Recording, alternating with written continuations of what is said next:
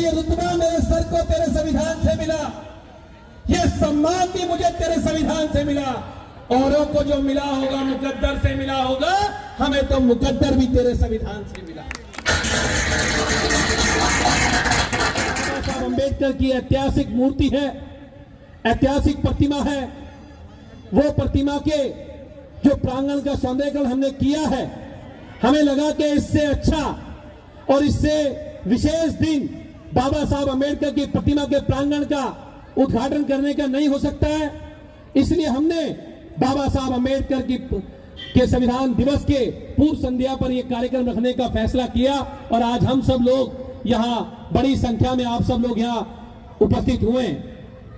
तो साथियों, जैसा कि आपको पता है कि बाबा साहब अम्बेडकर का यह संविधान एक ऐसा संविधान जो सबको बराबरी की बात करता है, ना ऊंच की बात करता है, ना नीच की बात करता है। यह केवल समानता और समता मूलक समाज की बात करता है। यह बाबा साहब का अम्बेडकर का संविधान जो गरीब के और अमीर के बच्चों के समान शिक्षा की बात करता है। यह बाबा साहब अम्बेडकर का संविधान जो हर किसी के समान इलाज की बात करता है। यह बाबा साहब अम्बेडकर का संविधान जो महिलाओं के बराबरी के हक और अधिकार की बात करता है। ऐसा मेरा बाबा साहब अम्बेडकर का संविधान है। और यह संविधान, एक बात कहना चाहता हूं, और अरविंद केजरीवाल जी ने भी एक बात कही थी कि ये रुतबा मेरे सर को तेरे संविधान से मिला, ये सम्मान भी मुझे तेरे संविधान से मिला। औरों को जो मिला होगा मुकद्दर से मिला होगा, हमें तो मुकद्दर भी तेरे संविधान से मिला। हम लोगों को जो मुकद्दर मिला है वो मुकद्दर बाबा साहब अम्बेडकर के संविधान से मिला है। वरना अगर बाबा साहब अम्बेडकर का संविधान नहीं होता तो मैं दावे से कह सकता हूं कि आज जिस जगह पे मैं खड़ा हुआ हूं, जिस जगह पे आप बैठे हुए हैं, हम लोगों को यहां बैठने की आजादी भी नहीं होती अगर बाबा साहब अम्बेडकर का संविधान नहीं होता। यह तो बाबा साहब अम्बेडकर का संविधान था। और मैं सबसे कहता हूं कि बाबा साहब अम्बेडकर कोई साधारण व्यक्ति नहीं थे। बाबा साहब अम्बेडकर एक ऐसा व्यक्तित्व थे जिनके पास 35 डिग्रियां थी।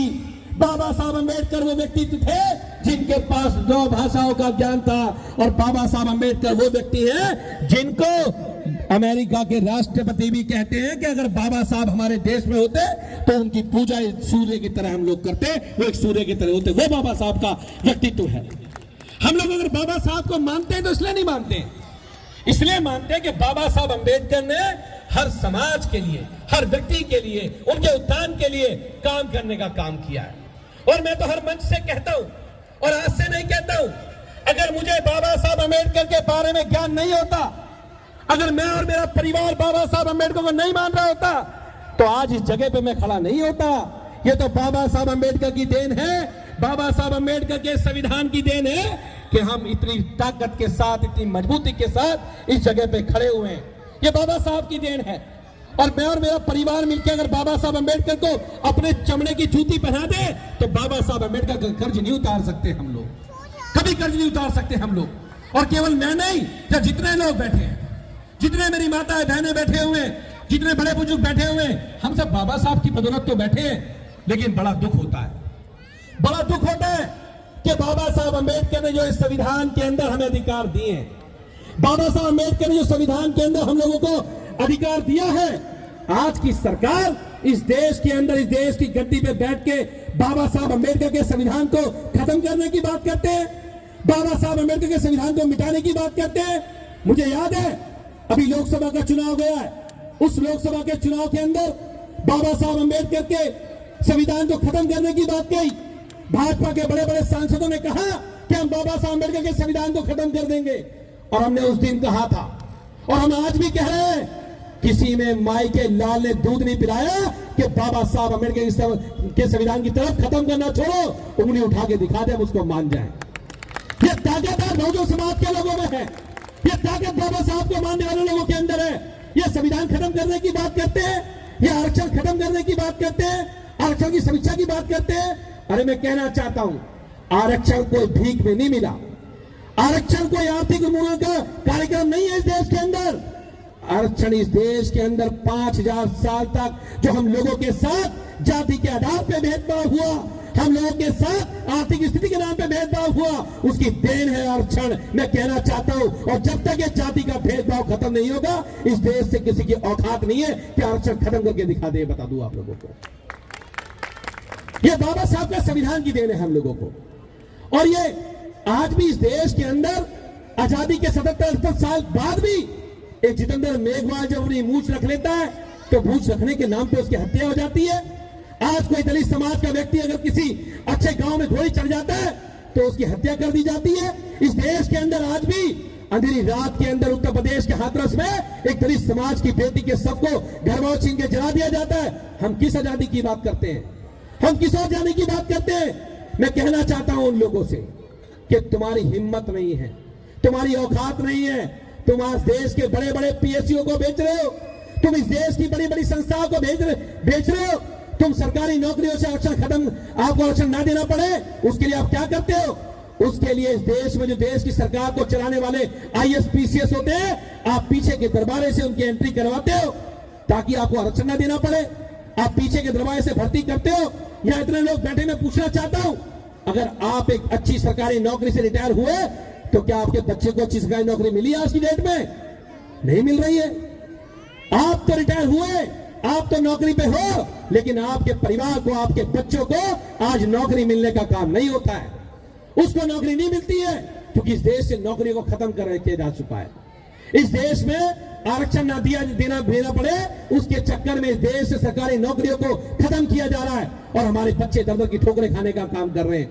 लेकिन मैं कहना चाहता हूं कि इस दौर के अंदर भी, इस समय के अंदर भी, इस बाबा साहब अंबेडकर के संविधान को, जो समान शिक्षा की बात है, जो समान स्वास्थ्य की बात है, अगर उसको पूरा करने का काम कोई करने का काम कर रही है तो अरविंद केजरीवाल जी की सरकार करने का काम कर रही है।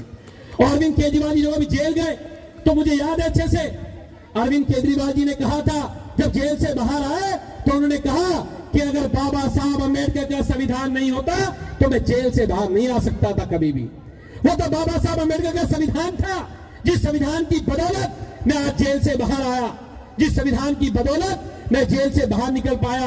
वरना ये भाजपा के लोग ईडी और सीबीआई के दम पे जो इस देश की सरकारों को तोड़ने का काम करते हैं, जो इस देश की सरकारों को गिराने का काम करते हैं, बाबा साहब अंबेडकर ने हमें वोट का अधिकार दिया। बाबा साहब अंबेडकर ने कहा, जब बाबा साहब अंबेडकर ने वोट का अधिकार दिया तो बाबा साहब अंबेडकर बाहर निकले पार्लियामेंट से, तो उनसे पूछा बाबा साहब बहुत खुश हो? तो उन्होंने कहा कि आज मैंने अपने समाज के लोगों को वोट का अधिकार दे दिया है और आज के बाद रानी के पेट से राजा पैदा नहीं होगा, आज के बाद जनता के वोट से राजा बनेगा, जनता का वोट राजा तय करेगा। बाबा साहब अम्बेडकर रानी के पेट का ऑपरेशन करने का काम किया। पहले रानी के पेट से राजा पैदा होता था, अगर राजा का बेटा तो राजा बनेगा, रानी का बेटा तो राजा बनेगा। अगर किसी गरीब का, मजदूर का बच्चा है तो ना तो वो कभी राजा बन सकता है, ना विधायक बन सकता था।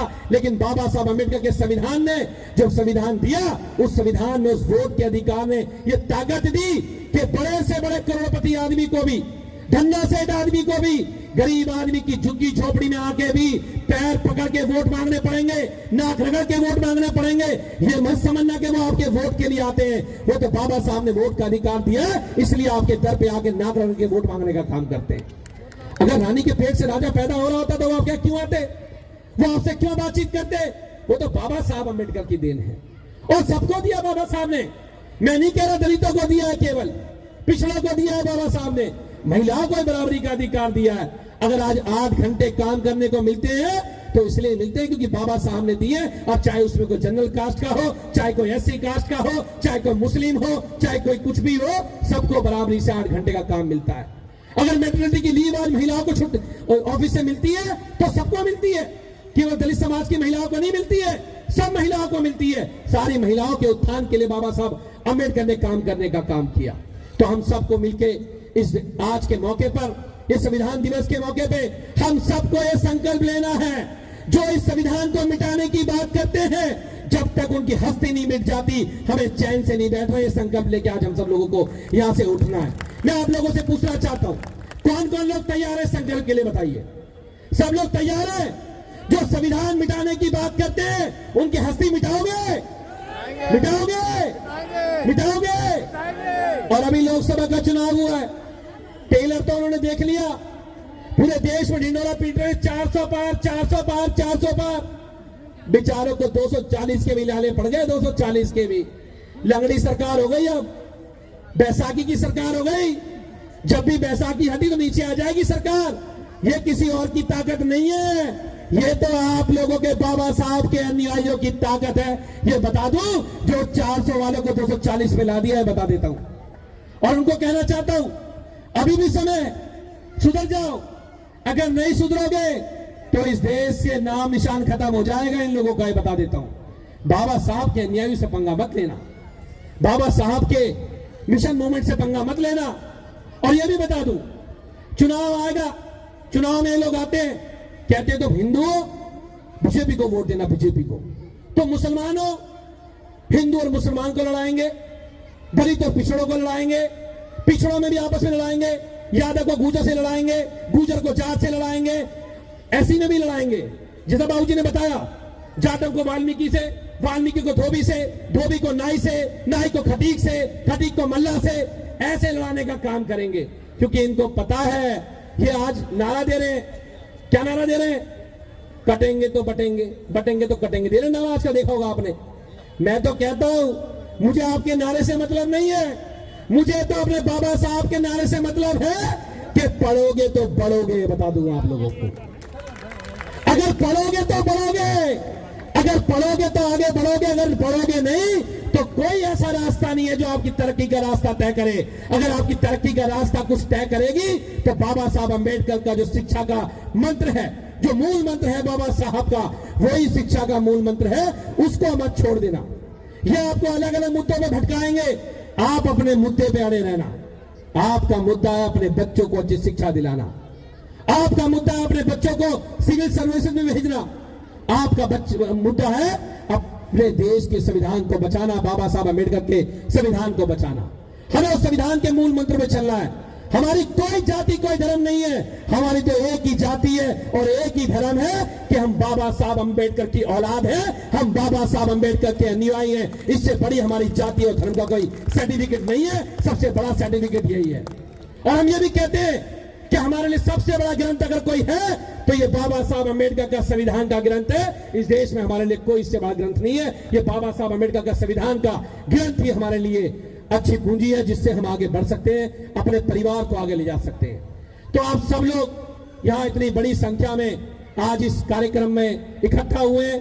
आप सबको पता है कि आज से 4.5 साल पहले मैं यह चुनाव लड़ा था कोंडली विधानसभा के अंदर। उससे पहले मैं कल्याणपुरी का निगम पार्षद 3 साल रहा। मैंने अच्छे काम किए तो आप सब लोगों ने और आम आदमी पार्टी ने, अरविंद केजरीवाल जी ने मुझे विधायक का टिकट दिया। मैं विधायक का चुनाव लड़ने के लिए आया तो नतमस्तक होकर आपके आगे कहता हूं कि जहां हम बैठे हुए हैं, एक एक बूथ खोलता हूं तो एक एक बूथ पे मुझे दिखाई देता है कि एक ही तरफ लहर आम आदमी पार्टी के अरविंद केजरीवाल की झाड़ू की लहर पे सब लोगों ने वोट देने का काम किया। मैं साधारण से परिवार से आता था, छोटे से परिवार से आता था। 30 साल की उम्र में विधायक का चुनाव लड़ा था। लोगों का जीवन बीत जाता है, 30 साल की उम्र में विधायक का चुनाव लड़ा और आप लोगों ने इतना मान, इतना सम्मान दिया कि 20,000 वोट से जिता के मुझे दिल्ली विधानसभा भेजने का काम किया। लेकिन पूरी जिम्मेदारी से एक बात कह सकता हूं कि दिल्ली विधानसभा के अंदर 5 साल रहा हूं, 4.5 साल, पौने 5 साल हो गए। पौने 5 साल के अंदर बाबा साहब अम्बेडकर के मिशन के मुद्दों को, समाज के मुद्दों को बिल्कुल चढ़ के उठाने का काम किया, उनको आगे ले जाने का काम किया। 4.5 सालों के अंदर पीछे हटने का काम नहीं किया हमने कभी भी। जो आप लोगों ने मौका दिया था और आप लोगों ने मौका दिया, अरविंद केजरीवाल जी को मेरा काम अच्छा लगा। बहुत सारे लोग मुझे बोलते हैं कि कुलदीप भाई आपने इतिहास रच दिया, आप जनरल सीट पे लोकसभा का चुनाव लड़ लिए। यह इतिहास है अपने आप में। इस दिल्ली के इतिहास में आज तक कोई लोकसभा का चुनाव कोई दलित समाज का बेटा नहीं लड़ा। यह इतिहास है इस देश का। लेकिन आज अरविंद केजरीवाल की पार्टी ने, आम आदमी पार्टी ने आपके बेटे को, आपके बच्चे को सम्मान दिया और जनरल सीट पे लोकसभा का चुनाव लड़ाने का काम किया। नतीजा कुछ भी रहा हो, हम चुनाव हार गए, वो बात एक अलग है। लेकिन एक बात बता देता हूं, दिल्ली में 7 सीटों पे चुनाव हुआ था और आप लोगों की ताकत ने, आप लोगों के वोट ने, अगर सबसे ज्यादा वोट किसी को मिला तो आपके बेटे को दिल्ली में मिलने का काम हुआ है। बता दूं आप लोगों को 5.5 लाख वोट मिला मुझे लोकसभा चुनाव के अंदर। मुझे हारने का गम नहीं है। अगर आज जीत के जाता तो लोकसभा में उठाता, जीत के ज्यादा देश सबसे बड़ी पंचायत में उठा था, लेकिन पीछे हटने वाले थोड़ी ना है हम लोग। नहीं जीते कोई बात नहीं, आवाज तो आज भी उठाएंगे, आवाज दबने वाली नहीं है हम लोगों की। आवाज तो ऐसे आगे बढ़ेगी, कोई रोक नहीं पाएगा आवाज को। अब ये लोग सब लोग लगे हुए हैं साजिश के तहत। इनका टारगेट है कि कुलदीप को अरविंद केजरीवाल ने लोकसभा का चुनाव लड़ाया था जनरल सीट पे, अब की बार कुलदीप को हराना है। अभी देख रहा हूं बीजेपी वाले गली गली में घूम रहे हैं, आजकल गली गली में घूमते घूम रहे हैं, कभी कुछ बोलते हैं कभी कुछ बोलते हैं। सांसद जी पे 10 विधानसभाएं हैं, लेकिन कोंडली में सब में ज्यादा घूम रहे हैं आजकल। बता दूं, वो कहते हैं कि आपको हराना है। मैंने कहा यार तुम्हारी कोई औकात नहीं है तुम मुझे हरा पाओ, मेरे साथ मेरी माताओं बहनों का प्यार है, कोई तुम्हारी कोई औकात नहीं है तुम मुझे हरा पाओ। तुम्हारे दुष्प्रचार से कुलदीप हारने वाला नहीं है। और बता दूं, जितनी मेरी बुराई करोगे ना, उतना लोग एक साथ एक समर्थन में होंगे, एकजुट होंगे चुनाव जिताने के लिए। बता दूंगा उन लोगों को। वो कितना घूमता फिरो यार तुम लोग, तुम्हारे घूमने से क्या फर्क पड़ता है हमें? तुम जैसे कितने घूमते हैं। 2020 में भी बहुत घूम रहे थे तुम लोग, तुम्हारे तोते उड़ गए। क्यों उड़ गए? क्योंकि हम काम की राजनीति करते हैं, काम की राजनीति। हम कहते हैं अगर हमने काम किया हो तो वोट देना, और काम ना किया हो तो वोट मत देना। अगर बीजेपी में दम है तो बोल के दिखा दे, मैं मान जाऊं उनको।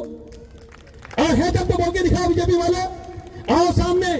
तुम्हारा सांसद रहा है 10 साल तक, तुम्हारे सांसद के 10 साल के काम, और तुम्हें भी 6 महीने हो लिए, तुम्हारे भी काम, और कुलदीप के अकेले 4.5 साल के काम। आओ हिम्मत है तो बराबरी कर लो काम के मामले में। काम में बराबरी नहीं कर पाएंगे, कर पाएंगे बता दो आप लोग, कर पाएंगे क्या? कभी काम में बराबरी नहीं कर पाएंगे ये लोग। झूठ बोलेंगे, मक्कारी करेंगे, काम में बराबरी नहीं कर पाएंगे। इन्होंने बहुत लोग खरीद लिए, इन्होंने बड़ी बड़ी पार्टियां गिरा दी। अभी इन्होंने महाराष्ट्र में सरकार बनाई है। कैसे सरकार बनाई? जिसका सिंबल, जिसके बाप की पार्टी, उसकी पार्टी को छीन लिया और छीन के दूसरे को दे दिया। पूरे महाराष्ट्र के गांव में सिंबल नहीं पहुंच पाया और उसके सिंबल में कोई और चुनाव लड़ रहा है। ये भी लोकतंत्र है, बढ़िया लोकतंत्र है। लेकिन मुझे सलाम करता हूं मैं हेमंत सोरेन को, उस आदिवासी के बेटे को, हेमंत सोरेन को सलाम करता हूं इस मंच से। उस आदिवासी के बेटे ने इन भाजपा के पैसे की, ईडी की, सीबीआई की ताकत को नस्तानाबूद कर दिया और सरकार बना के लेके आया झारखंड के अंदर ही। बता दूं, लेके आया सरकार बना के। और ये बता दूं, इन्होंने बहुत सारी पार्टी तोड़ ली होंगी, लेकिन आम आदमी पार्टी को नहीं तोड़ पाएंगे ये लोग। आम आदमी पार्टी को नहीं तोड़ पाएंगे ये लोग, ये बता दूं। इन्होंने बहुत कोशिश करी, मनीष सिसोदिया को जेल में डाल दिया, अरविंद केजरीवाल को 6 महीने जेल में डाल दिया, संजय सिंह को 6 महीने जेल में डाल दिया, सत्येंद्र जैन को जेल में डाल दिया। पता नहीं किस मिट्टी के बने आम आदमी पार्टी वाले, पता नहीं किस मिट्टी के बने। इतना सब कुछ होने के बाद भी सारे के सारे बाहर आके एकजुट और एक साथ होके बैठते हैं। क्यों बैठते हैं भाई? ईडी सीबीआई से डरेगा कौन? जिसने 2 नंबर का पैसा कमाया होगा। हमने थोड़ी कमाया, आम आदमी वालों ने थोड़ी कमाया 2 नंबर का पैसा। जिन्होंने कमाया होगा उनको डरा लेना। हम डरने वाले लोग नहीं है, हम तो मजबूती के साथ खड़े होने वाले लोग हैं। अभी हमारे एक मंत्री चले गए छोड़ के आम आदमी पार्टी, डर गए बेचारे। और मैं कह रहा हूं कि जो इस रण के अंदर इस भाजपा के सामने मजबूती के साथ खड़ा होगा, वो देशभक्त और बाबा साहब अम्बेडकर का अन्याय कहलाएगा, और जो मैदान छोड़ के भाग जाएगा वो गद्दार कहलाएगा। ये बात बता दूं आप लोगों को, वो गद्दार कहलाएगा। और कुछ लोग तो क्या करते हैं, कुछ लोग गद्दार हैं भी, वो पर्दे के पीछे से बीजेपी की मदद करते हैं। आगे आने की हिम्मत नहीं है उनमें, डर लगता है उनको। वो आम आदमी पार्टी की जो बुराई करते हैं पर्दे के पीछे से। मैं सबको बता दूं कि जो जो इस मिशन मूवमेंट से भटकेगा, ये भी एक लड़ाई है। और मैं बता दूं, बीजेपी को अगर देश में कोई हरा रहा है ना, तो उसका नाम आम आदमी पार्टी, और कोई नहीं हरा सकता बीजेपी को। ये बता दूं, इन कांग्रेस वालों के बस की भी नहीं है, ये भी दिख जाते हैं जल्दी से, इनके बस की भी नहीं है। आम आदमी पार्टी हरा सकती है। अभी पंजाब में चुनाव हुए, 4 सीटों में चुनाव हुए और 3 सीटें आम आदमी पार्टी जीत गई उनके अंदर से। बीजेपी पता क्या हुआ? बीजेपी की जमानत जब्त हुई है चारों की चारों सीटों पे, चारों सीटों पे। तो मेरा आपसे निवेदन है कि अगर आपको लगता है कि मैंने 4.5 साल में आपके लिए काम किया है, और 4.5 साल नहीं, 2 साल तो जब विधायक बन के आया तो कोरोना काल में चले गए, कोविड आ गया, वो सबके यहाँ महामारी थी। जब बेटा बाप को हाथ नहीं लगा रहा था, घर परिवार के लोग नहीं लगा रहे थे, लेकिन आपका बेटा उस समय भी खड़ा हुआ था सबकी सेवा के अंदर, सबकी सेवा के लिए खड़ा हुआ था। 4.5 साल में 2 साल बोले गए, और 2.5 साल के अंदर जो जो काम मैंने किए, ये बाबा साहब अम्बेडकर का जो पार्क बनाया, ये तो मेरा कर्तव्य है, ये तो ये कुछ भी नहीं है। मैं नहीं मानता है कुछ भी है। ये तो जो मैं करना चाहता हूं उसका रत्ती भर भी नहीं है, और मैं इससे भी बड़ा कर दूं तो भी बाबा साहब कर्ज नहीं चुका सकता, ये बता दूं आप लोगों को। ये तो कुछ भी नहीं है, ये तो किया ही किया। अभी बताया कि कोंडली का पुल, मैं आपको शुभकामना दे रहा हूं, जल्दी अभी जल्दी मार्च अप्रैल के महीने में वो कोंडली का पुल चालू हो जाएगा और कोंडली विधानसभा का जाम खत्म हो जाएगा, ये आप लोगों को बता रहा हूं आज। और उसके साथ साथ लाल बहादुर शास्त्री अस्पताल जो है वो 100 बेड का अस्पताल था पहले, पिछले 70 सालों 100 बेड का अस्पताल था। आपके बेटे ने 2020 में नींव रखी थी, अरविंद केजरीवाल जी ने 2020 में नींव रखी थी उसकी, और आज 2024 चल रहा है, 2025 में 450 बेड का अस्पताल बनके आपके लिए तैयार हो जाएगा, ये बता दूं आप लोगों को। चालू हो जाएगा, बिल्डिंग बनके तैयार हो गई, इमारत बनके तैयार हो गई है, चालू हो जाएगा आप लोगों के लिए। और उसके बाद ना किसी को जीटीबी जाना पड़ेगा, ना पंथ जाना पड़ेगा, सारा का सारा इलाज उस हॉस्पिटल के अंदर होने का काम होगा, ये बता रहा हूं। ये खुशखबरी आप लोगों को दे रहा हूं। एक खुशखबरी और दे रहा हूं, वैसे तो ज्यादा दिक्कत हमारे यहां नहीं है पानी की, लेकिन एक खुशखबरी और दे रहा हूं। जो अभी गर्मी का मौसम आएगा, अभी आप अगर कल्याणपुरी से निकलोगे बस स्टैंड के पास से होते हुए, तो बड़े बड़े पाइप दिखाई देंगे आप लोगों को। जो हमारा सोनिया विहार प्लांट से पानी आता है, उस प्लांट से जो पानी आता था वो लाइन छोटी थी और लाइन लीकेज थी। अभी बड़े बड़े पाइप डलने का काम शुरू हो रहा है, मार्च तक पूरा काम कंप्लीट हो जाएगा। जहां पे 1 घंटा पानी आता है वहां 3 घंटे पानी आएगा, और जब 3 घंटे पानी आता है वहां 6 घंटे पानी आएगा, बता रहा हूं आप लोगों को। ये हमने उन प्रोजेक्ट के ऊपर काम किया जो कर नहीं सकता था कोई सोच नहीं सकता था कि कोंडली का जाम खत्म होगा, कोंडली का नाला बन जाएगा।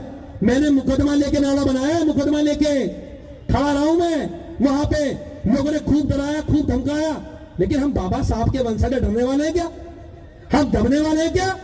हमने नाला बनाया, पूरा का पूरा, थोड़ा सा बच गया है, कोर्ट केस में फंसा हुआ है, वरना उसको ही बना देता मैं, वो थोड़ा सा रह गया बीच में। लेकिन मुझे खुशी है कि आज पानी नहीं भरता वहां पे, आप जाके देखोगे तो भरता है क्या बताओ? आज पानी नहीं भरता वहां पे। हमारे 2 स्कूल बनाए हमने कोंडली खड़ोली में, स्कूलों का जाके देखना, अगर लगे कि केजरीवाल ने अच्छा स्कूल बनाया है तो वोट दे के आना, अगर लगे बेकार बनाया तो वोट मत दे के आना, ये बता रहा हूं आप लोगों को। जाके देखो तो काम के नाम पे वोट देना। और मैं तो आपका बच्चा हूं, आपके बीच में रहता हूं, और मैं फिर एक बार पुनः आप सब लोगों को संविधान दिवस की बहुत बहुत शुभकामनाएं देता हूं, बहुत बहुत बधाई देता हूं। और एक बात और बता दूं, अभी कल्याणपुरी के अंदर जो मेन मार्केट में आप घुसोगे बस स्टैंड के सामने से, तो वहां भी बाबा साहब अम्बेडकर के नाम से एक भव्य द्वार बनाने का काम किया है, बहुत बड़ा द्वार बनाया। उसका उद्घाटन भी 26 नवंबर को जल्दी करेंगे, थोड़ा काम रह रहा है, उसका भी भव्य उद्घाटन करेंगे। और जो भी कल्याणपुरी में घुसेगा उसको दिखेगा कि बाबा साहब अम्बेडकर का नाम का भव्य द्वार, वहां पे उसको देखने का काम मिलेगा। और ये हम क्यों बनाते हैं?